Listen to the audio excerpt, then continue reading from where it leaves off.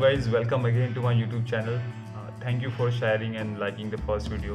काफ़ी लोगों का मुझे पर्सनली मैसेज आया कि उनको नहीं पता था वैलेंटाइंस डे क्यों मनाते हैं, तो thank you for all the response.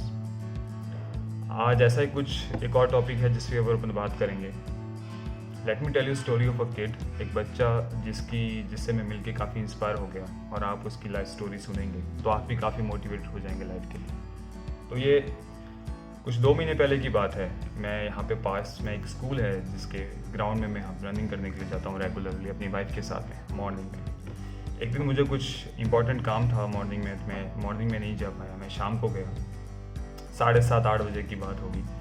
मैं वहाँ पे पहुँचा, ग्राउंड में अंधेरा हो चुका था, साइड में रोड लाइट्स थी जिसकी वजह से थोड़ा सा रोशनी अंदर आ रहा था। मैं गया, अपना रनिंग कंप्लीट किया, मैं हल्के हल्के वहाँ पे वॉक कर रहा था। फिर मैं देखा कि एक बच्चा एंट्री किया ग्राउंड में। एक बार मुझे उसको, अकेला था वो, एक बार मुझे उसको लगा कि इतनी रात में ये बच्चा यहाँ पे क्या कर रहा है, तो मैं थोड़ा सा कॉन्शियस हो गया। लेकिन फिर मुझे लगा किसी के साथ ही आया होगा, तो फिर मैं I continue my running basically. थोड़ी देर में वो बच्चा मेरे साथ में आके वॉक करने लगा, पास में आके, और मेरी तरफ देखा, उसने स्माइल किया। मैंने बोला हाय, उसने बोला हेलो। फिर मैंने बोला रनिंग करने के लिए आए हो? उसने बोला हाँ। मैंने बोला अकेले आए हो, डर नहीं लग रहा है? क्योंकि रात हो चुकी थी। तो उसने बोला नहीं, डर वर नहीं लग रहा मुझे कुछ। फिर वो मेरे पास आया और फिर मुझे आके बोलता है कि मेरे साथ रेस लगाओगे क्या? तो मैं थोड़ा सा शॉक हो गया। फिर मैं थोड़ा हंसा। मैंने बोला कि नहीं, मैं रेस वेस नहीं लगाता, मैं तेज़ नहीं भागता हूँ, मैं स्लो भागता हूँ। तो मुझे वो ज़िद करने लगा कि नहीं प्लीज़ एक बार रेस लगाओ करके, काफ़ी ज़्यादा इंसिस्ट करने लगा। तो मैंने कहा ठीक है, अभी बच्चा इतना बोल रहा है तो मना नहीं करते हैं। फिर मैं उसके साथ में गया और हमने एक रेस लगाया, एक ग्राउंड के एक कोने से दूसरे कोने तक। और ऑफ कोर्स अभी मेरी इज्जत पे आ गई थी, तो मैं बहुत तेज़ भागा, मैं जीत गया। वो इसलिए हार गया क्योंकि वो छोटा है। तेज़ वो बहुत मेरे से ज़्यादा भागा, लेकिन क्योंकि उसके पैर छोटे हैं, वो छोटा है, तो वो हार गया। फिर वो बोलता है कि एक और लगाएंगे। फिर हमने एक और रेस लगाया। फिर रेस लगाने के बाद में हम लोग ग्राउंड के चारों तरफ ऐसे ही वॉक कर रहे थे। तो मैंने उसको पूछा कि क्या नाम है तुम्हारा और क्यों ये रेस वेस क्यों लगा रहे हो? तो उसने मुझे बताया कि उसका नाम ऋषि है, वो 4th स्टैंडर्ड में पढ़ता है। और उसने मुझे बताया कि वो जब भी ग्राउंड में देखता है कि कोई आया है, तो वो आ जाता है और उन लोगों से रेस लगाने के लिए बोलता है। तो मैंने बोला इतनी सारी रेस क्यों लगाते हो? तो उसने बोला कि मुझे बड़ा होकर पुलिस ऑफिसर बनना है, इसलिए मैं रेस लगा रहा हूँ। तो मैं शॉक हो गया कि इस बच्चे को अभी से पता है कि उसको पुलिस ऑफिसर बनना है, ये बहुत बड़ी बात है। और मैंने उसको बोला कि तुम्हें क्यों पुलिस ऑफिसर बनना है? तो उसने बोला कि उसकी फैमिली में कोई है जिनको देख के वो काफ़ी इंस्पायर हो गया और उससे अब पुलिस ऑफिसर ही बनना है। बोला अच्छी बात है, बहुत इतने छोटे से बच्चे को पता है कि उसको बड़ा होके क्या बनना है। मोस्टली इंडिया में लोगों को नहीं पता चलता है। हमारी पूरी लाइफ निकल जाती है, हमको कभी नहीं पता चलता कि हमको एक्चुअल में क्या बनना है। जो एक हमारी सोसाइटी ने हमारे लिए जो स्ट्रक्चर सेट किया होता है कि स्कूल जाओ, फिर डिग्री लो, और फिर जॉब करो, फिर शादी करो, फिर बच्चे, फिर आपका घर, और फिर बच्चों को बड़ा करो, और फिर एक दिन रिटायर्ड हो जाओ। ये जो स्ट्रक्चर है, लेकिन हम उसको ब्लाइंडली फॉलो करते जाते हैं, लेकिन कभी ये नहीं सोचते कि हमें बनना क्या है, हमें अपने लिए क्या करना है, या ऐसी चीज़ क्या करनी है जो हमको सच में खुशी दे। तो इसीलिए जब इस बच्चे को मैंने देखा और उसकी बातें मैंने सुनी, मैं काफ़ी इंस्पायर हो गया। क्योंकि आप इसको देखो, इसके कैरेक्टर के अंदर ऐसी 3 चीज़ें हैं जो आपको हर सक्सेसफुल बंदे में मिलेगी, जो आज की डेट में जिसने इतिहास बदला या बहुत बड़ा नाम किया है। पहली चीज़ है कि ये लड़का, इसके पास में विजन है। विजन मतलब एक लॉन्ग टर्म प्लान है कि उसको बड़ा होकर क्या करना है। सेकेंड चीज़, उसके पास में गोल है। गोल मतलब वहाँ तक पहुँचने के लिए उसको एवरीडे बेसिस पे क्या करना है। जैसे उसको पता है कि मुझे पुलिस ऑफिसर बनना है, और इसके लिए फिजिकली आपको फिट होना पड़ता है, तो वो एवरीडे आके रनिंग कर रहा है अभी से, इस उम्र से, जब वो स्कूल में है। तो वो काफ़ी, उसको पता है कि उसको एवरीडे आके रनिंग करना है। और तीसरी इंपॉर्टेंट चीज़ जिसके बारे में हम लोग आज बात करेंगे, इज़ कॉन्फिडेंट कि उसको क्या करना है और वो कर पा रहा है, उसको डर नहीं लग रहा है। रात को 8 बजे वो अंधेरे में ग्राउंड में आके एक अजनबी बंदे से आके पूछ रहा है कि मेरे साथ रेस लगाओगे क्या? और सिर्फ वो पूछ नहीं रहा है, उसने मुझे कन्विंस कर दिया कि मुझे एटलीस्ट एक बार तो रेस लगानी है। तो ये बहुत बड़ी बात है। ये जो डर उसके अंदर नहीं है, ही इज़ लाइक उसको बहुत बहादुर है वो बच्चा, जो हम लोग देखते हैं कि जब भी हमारे घर पे कोई आता है तो हमारे घर के बच्चे ऐसे कोने में छुप जाते हैं या दूसरे रूम में चले जाते हैं अवॉइड करने के लिए जब भी कोई स्ट्रेंजर आता है। ये बंदा सामने से आके स्ट्रेंजर लोगों से बात कर रहा है, तो मुझे लगा कि ये बच्चा सच में स्पेशल है और सच में बहादुर है।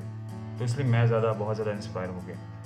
तो मैं आपको, अगर आप ये मेरा वीडियो देख रहे हैं, आपको यही बोलना चाहता हूँ कि अगर आपके पास भी ऐसा कोई ड्रीम है और आप चाहते हैं कि आप लाइफ में कुछ करें या आपको कुछ करना है लाइफ में, और आपके पास में विजन है, आपके पास में गोल्स हैं, और किसी डर की वजह से आप बैठे हुए हैं, तो प्लीज़ उस डर को हटाइए, आप बाहर निकलिए, डर को फेस कीजिए और अपने ड्रीम की तरफ आगे बढ़िए।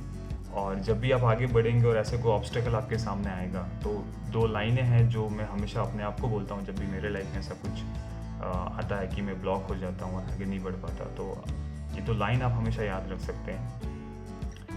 मंजिल मिल ही जाएगी भटक कर ही सही, गुमराह तो वो है जो घर से निकले नहीं। एक बार मैं फिर से बोलता हूँ ताकि आपके अंदर तक ये बात चली जाए।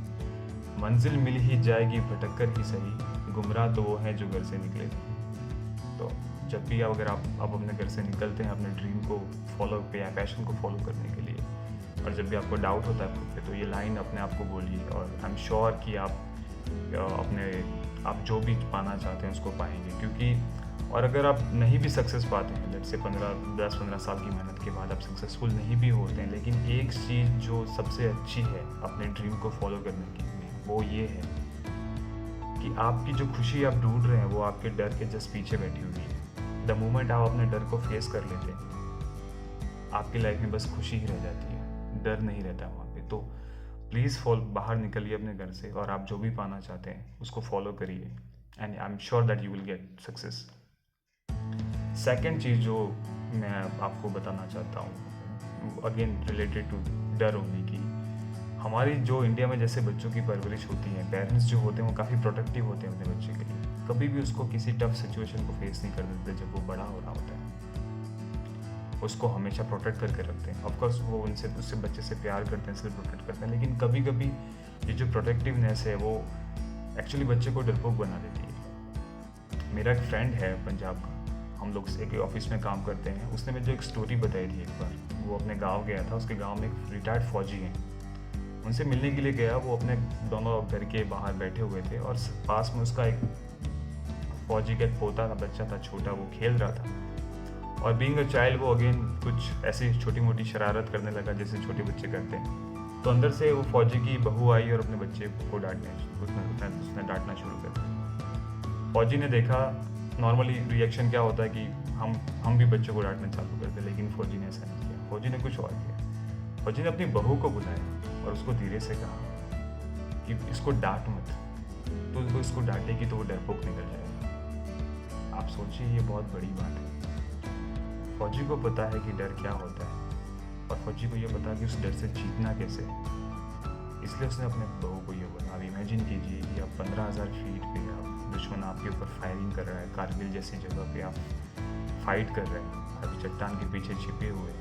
आपको पता है कि सर बाहर निकालते ही गोली आपका वेट कर रही है, आपके मरने के चांसेस जीने से ज़्यादा है, और आपको पता है कि आपके अंदर एक डर है जो पूरा बाहर आ जाता है आपकी ज़िंदगी के लिए, फिर भी आप बाहर निकलते हो, फिर भी आप दुश्मन को हराते हो, फिर भी आप जीतते हो। ये तभी हो सकता है जब आप डरपोक नहीं। शायद इसीलिए फौजी ने अपनी बहू को बोला कि अपने बच्चे को मत डांट, वरना वो डरपोक निकल जाएगा, क्योंकि उसको पता है कि उसका बच्चा अगर बड़ा होकर फौज में जाएगा तो वो डरपोक रहेगा तो फौज में सर्वाइव नहीं कर पाएगा। तो ये बहुत बड़ी बात है, बहुत कुछ सीखने को मिलता है हमें इस फौजी की स्टोरी से भी, यार जैसे भी अपने पोते को बड़ा कर रहे हैं, हम सबको करना चाहिए। आप ये बोल सकते हैं कि अगर हमने उनको रोका नहीं, बच्चों को टोका नहीं, तो वो बदमाश निकल जाएंगे, लेकिन ऐसा नहीं होता है। सारे बच्चे बहादुर होते हैं, लेकिन ज़रूरी नहीं कि वो बदमाश बन जाए। आप उनको सही चीज़ सिखाएंगे तो वो बहादुर रहेंगे, बदमाश नहीं बनेंगे, अगर उसको सही गलत अगर आप समझाएंगे।